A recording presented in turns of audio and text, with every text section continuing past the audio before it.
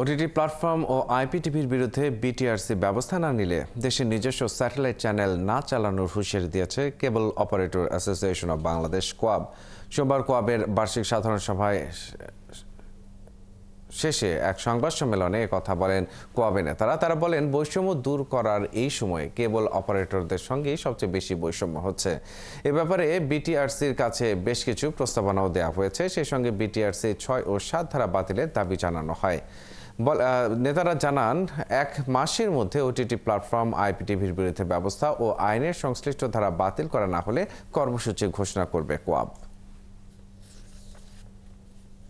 সেই সকল পে চ্যানেলগুলিকে আপনারা অন্তত তাদের পরিবেশন থেকে বিরত রাখবেন এবং যারা অন্যান্য মাধ্যমে দিয়ে থাকে এইটাকে বন্ধ করার জন্য আগামী 1 ডিসেম্বর থেকে উদ্যোগ গ্রহণ করবেন। আদারওয়াইজ আমি মনে করি যে দ্বৈত নীতিতে একটা ব্যবসা চলতে পারে না। প্রযুক্তিকে আমরা কখনো আটকাতে পারবো না।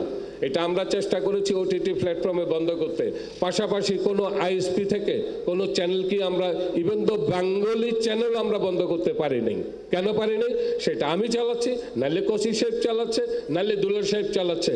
আমরা নিজেরাই নিজেদের ব্যবসাটাকে ধ্বংস করে দিচ্ছি। যে অনেক জায়গায় দখল হচ্ছে, অপারেটরদেরকে কাছে কিন্তু আমরা একটা চিঠি লিখেছি যে কার কোথায় কি সমস্যা হচ্ছে নাম ঠিকানা সহ কোয়াবে তাদের নাম ঠিকানা প্রেরণ করুন।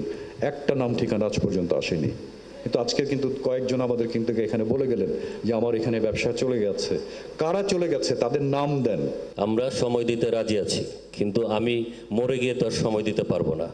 1 মাস দেখব, 1 মাসের মধ্যে যদি আমাদের এই 7-এর 6 ধারা বাতিল না হয় তাহলে আমরা কঠোর কর্মসূচিতে যাব এবং আমরা এই কেবল অপারেটররা স্বেচ্ছায় আমাদের বিটিভি লাইসেন্স সারেন্ডার করে দিব।